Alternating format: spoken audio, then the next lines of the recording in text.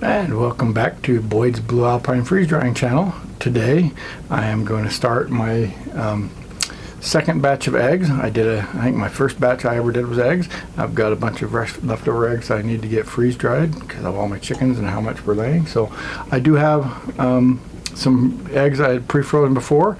I'm just going to throw those in today. I have the eggs placed in the freezer now. They did defrost a little bit while I was trying to cut them up and get them on the trays, and so I am going to use the settings recommended for eggs, which is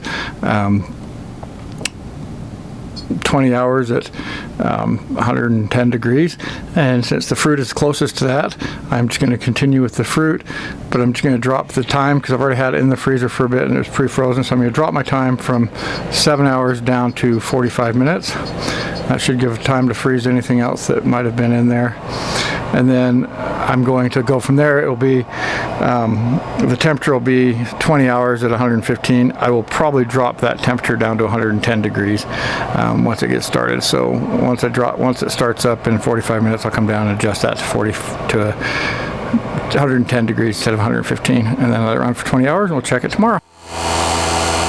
So I checked on the eggs today at their 20 hours, and I had 3 pieces that were fairly big instead of really small eggs. They were in big blocks, and all 3 of those, when I picked them up, they were very cold to the touch, which tells me there was still moisture in them and still wet.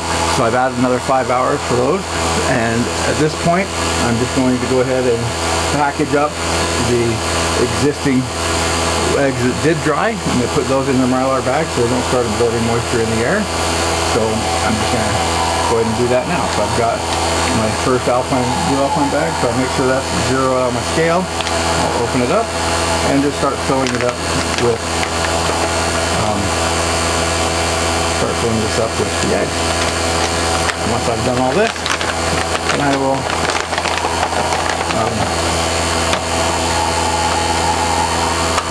record how much I put in each egg, and I'll calculate the amount of water loss and write on the package how much water is needed to reconstitute these eggs, and we'll go from there. So I'll check back in about 4 or 5 hours once the rest of the eggs are frozen, and we'll go from there. Okay, so I've packaged the eggs that are dried. I've placed them inside their bag, weighed each bag, and so I can mark it, and then I'm just going to seal it with my heat sealer.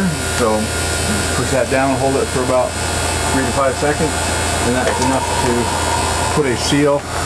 Can't really see it here, but it seals the top edge so no air can get into it. So I ended up with 243 grams in that one.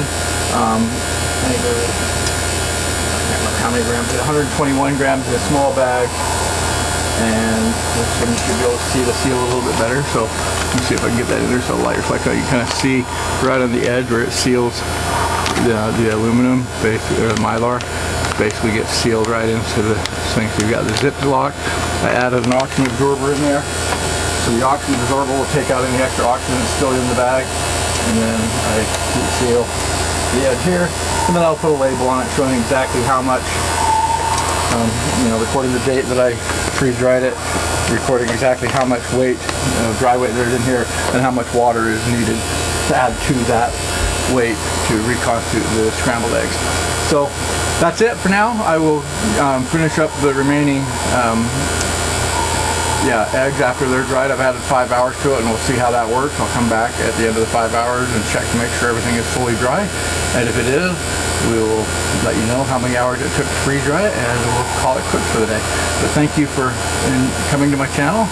If you're getting anything out of this, please leave a like, and maybe if you have any questions, feel free to ask me any questions. I do read all the comments, and I will respond to any comments that are left back at this point. So thank you again for coming to my channel, and have a good day. So I checked on the eggs today at their 20 hours, and I had 3 pieces that were fairly big instead of really small eggs. They were in big blocks, and all 3 of those, when I picked them up, they were very cold to the touch, which tells me there's still moisture in them and still wet. So I've added another 5 hours for those. And at this point, I'm just going to go ahead and package up the existing eggs that did dry, and they put those in the Mylar bag so they don't start absorbing moisture in the air. So I'm just going to go ahead and do that now. So I've got my first Blue Alpine bag, so I'll make sure that's 0 on my scale. I'll open it up and just start filling it up with the eggs. And once I've done all this, then I will